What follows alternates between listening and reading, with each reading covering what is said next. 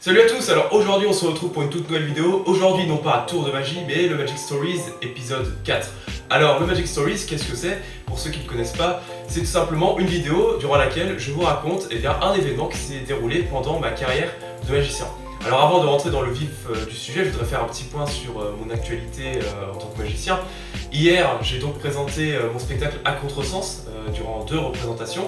Ça s'est très bien passé et je remercie tous les spectateurs pour leur retour. Et je remercie aussi tous ceux qui ont rejoint la communauté Mathieu Magie, voilà, à la suite de ce spectacle, ou même ceux qui sont arrivés avant. Donc voilà, je vous remercie vraiment tous parce qu'on a eu beaucoup d'abonnés ces dernières semaines qui ont rejoint la chaîne YouTube ou le compte Insta. Donc merci à vous tous, voilà, je suis content que mon travail vous plaise. Alors, aujourd'hui donc Magic Stories épisode 4. Aujourd'hui je vais vous parler d'une période qui a duré quelques mois, c'est la magie au collège. Alors la magie au collège en fait ça s'est déroulé en 2 étapes. Alors je vais vous raconter d'abord la première qui va être un peu plus longue que la deuxième. Donc tout d'abord en fait il faut savoir que quand j'ai fait de la magie donc, devant ma classe à Noël, donc comme je l'ai raconté dans l'épisode d'avant, pour ceux qui ne l'ont pas vu d'ailleurs je vous mettrai un lien pour aller le voir. Et bien après, donc suite à cet événement, j'ai décidé d'élargir mon public. Et il faut savoir que dans mon collège, on était à peu près 600 élèves. Donc évidemment, il y avait l'opportunité de se faire connaître et d'avoir un vaste public. Donc j'ai commencé un petit peu à faire de la magie donc, sur la cour, pendant les pauses ou le midi. Mais je n'avais pas énormément de public, tout simplement parce que les gens ne me connaissaient pas, ils ne savaient pas que j'étais magicien. Et ça faisait pas longtemps que j'étais magicien, donc évidemment très peu étaient au courant. Et donc je me suis dit pourquoi ne pas faire une sorte d'annonce.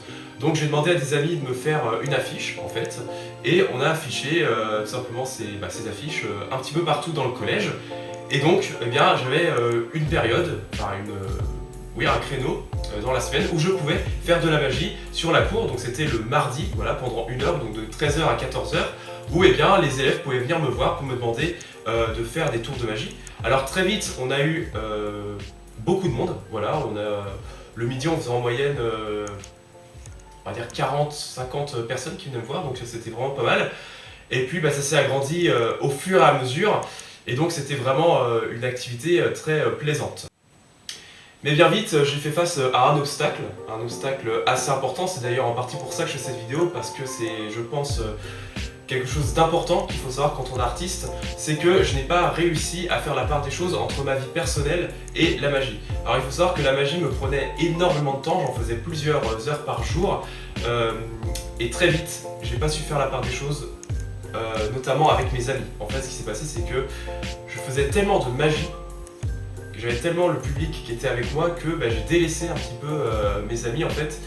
J'avais un petit peu ce choix à faire entre soit je continuais la magie parce que ça me faisait du bien, si vous voulez, c'était quelque chose qui me faisait énormément bien de faire de la magie, c'est quelque chose qui était pour moi indispensable, surtout que c'était dans une période durant laquelle je n'allais pas très bien, donc la magie vraiment ça m'aidait beaucoup. Donc c'était soit la magie ou de l'autre côté donc mes amis qui sont des personnes très importantes pour moi, mais j'ai fait ce mauvais choix aujourd'hui je regrette pas ce choix tout simplement parce que ça m'a permis de grandir. Mais voilà, je fais ce choix de me consacrer davantage au public qu'à mes amis. Et donc ça a créé en effet des tensions et ça m'a fait beaucoup de mal parce que moi je ne savais pas du tout comment gérer cette situation. Donc d'un côté j'avais un public qui était toujours plus grand, qui en voulait toujours plus, et de l'autre j'avais mes amis qui me demandaient évidemment de la présence, qui me demandaient que je sois avec eux, et ça a été très difficile pour moi. Alors heureusement ça s'est un petit peu calmé vers la fin de l'année, voilà, parce que j'ai réussi à calmer un peu le jeu. Je faisais moins de magie sur la cour parce que je trouvais que j'en faisais peut-être un peu trop, que ça me prenait trop sur ma vie personnelle. Donc j'ai réussi un petit peu à diminuer tout ça. Donc si je devais vous donner un conseil, si vous êtes artiste, que vous soyez magicien, que vous soyez chanteur ou dans n'importe quel domaine, que vous soyez amateur ou professionnel, il faut savoir faire la part des choses, ne pas confondre vie personnelle et passion. Voilà, il faut essayer de combiner les deux, même si en effet il faut se consacrer à sa passion, c'est important si on veut grandir, si on veut se développer, mais il ne faut pas oublier qu'on a des proches, qu'on a des gens qui sont avec nous, qu'il ne faut pas les oublier parce que ils sont importants pour nous. Donc voilà, c'est vraiment à ce moment-là que j'ai compris que la magie était certes une passion, que c'était quelque chose qui me prenait du temps, mais il ne fallait pas non plus que ça me dévore, il ne fallait pas non plus que ça devienne trop envahissant. Et c'est d'ailleurs pour ça qu'arrivé au lycée, j'ai fait beaucoup moins de magie, beaucoup moins qu'au collège, j'en ai fait même très peu. Je me suis consacré avant tout à mes proches, avant tout à mes cours, et la magie venait après. Voilà, j'ai pas voulu commettre la même erreur qu'au collège, et ça s'est très très bien passé. Et j'ai fait ça notamment parce que j'avais un spectacle à la fin d'année qui s'est déroulé hier. Donc voilà, je savais que à la fin de l'année de mon lycée, à la fin de mon lycée, il y aurait un spectacle, donc je savais que la magie, finalement, c'était peut-être pas indispensable d'en faire de trop, et qu'il fallait attendre ce spectacle final pour se consacrer pleinement à ce projet. Voilà, donc ce projet ayant eu lieu, ça m'a permis vraiment de me consacrer à la magie dans ce domaine-là et pas que ce soit trop envahissant sur ma vie personnelle. Alors malgré tout, il y a eu des points très positifs, hein. D'ailleurs, je retiens que du positif de cette expérience, je retiens des leçons, mais aussi beaucoup de positifs. Et il y a eu ce deuxième élément que je voudrais mettre en avant, c'est la magie que j'ai fait auprès des professeurs de mon collège. En fait, ce qui s'est passé, c'est que les professeurs étaient au courant que je faisais de la magie, ils ont vu les affiches, je leur faisais quelques tours de magie à la fin des cours, et donc j'ai décidé d'organiser des représentations pour les professeurs. Alors il y en a eu deux, il y a eu une dizaine de professeurs qui sont venus, voilà, parce que certains professeurs n'étaient pas disponibles et puis d'autres n'étaient pas intéressés par la magie tout simplement. Et donc c'était assez intéressant parce que je découvrais une autre facette des professeurs que l'on connaît uniquement en cours. Et ben là j'étais découvert en dehors du cours et j'ai trouvé ça vraiment très intéressant. Ça m'a permis de me rapprocher de certains professeurs. Il y a certains professeurs d'ailleurs qui me suivent encore, qui suivent mes activités en magie, qui viennent me voir parfois en spectacle. Et donc j'ai trouvé ça vraiment très intéressant de découvrir des personnes qu'on a l'habitude de voir dans une situation, mais qu'on découvre finalement dans une situation plus légère, moins stricte que sont les cours. Et j'en retiens vraiment beaucoup de positifs. Alors c'était des petites représentations donc en close-up, voilà, donc je me mettais sur une table et puis ils se mettaient autour de moi et puis je faisais de la magie.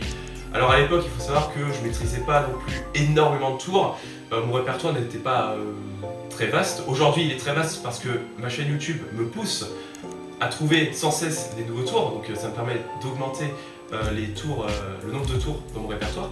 Mais voilà, à l'époque, quand j'étais au collège, je maîtrisais pas énormément de tours parce que je m'intéressais pas non plus à trop de tours. Je préférais me consacrer aux tours que je connaissais déjà pour qu'ils soient parfaits, entre guillemets, même si la perfection n'existe pas. Mais voilà, ça m'a permis de faire des petites représentations, donc on présentait 8-9 tours, et puis bah voilà, on a eu que des retours, j'ai eu que des retours positifs, et c'était vraiment une très très bonne expérience. Donc voilà, si vous deviez retenir, je pense, un élément sur ce Magic Stories, c'est de savoir doser. Voilà, quand on a une passion, qu'il ne faut pas non plus que ce soit trop envahissant pour que ça reste quand même quelque chose de plaisant et pas que ça devienne quelque chose d'envahissant. Donc voilà, c'est quelque chose que je voulais mettre en avant parce que pour moi c'est important que certains ne commettent pas les mêmes erreurs que moi, même si ce sont les erreurs qui nous font grandir. Alors moi ça m'a permis de grandir. Mais voilà, essayez de faire la part des choses, notamment les magiciens. Je sais qu'il y a des magiciens qui regardent cette vidéo. Voilà, impressionner le public c'est toujours excellent, je suis le premier à le dire. Voilà, mais il ne faut pas oublier qu'on a quand même des proches avec nous qui nous soutiennent et qu'il ne faut pas les délaisser pour autant. Donc j'espère que cette petite vidéo vous a plu. N'hésitez pas à me dire ce que vous en avez pensé dans les commentaires. Si vous voulez plus de Magic Stories, voilà, je sais que c'est un format que vous aimez. Moi ça me fait plaisir de vous partager des événements de ma carrière. Il y aura sans doute un prochain Magic Stories pendant les vacances, vers le mois d'août je pense. Et puis voilà, donc n'hésitez pas à liker, à commenter, à vous abonner si ce n'est pas encore fait. Je vous remercie parce que vous êtes de plus en plus nombreux à me suivre, que ce soit sur YouTube ou sur Instagram. Et puis je vous dis à très vite pour un prochain tour de magie.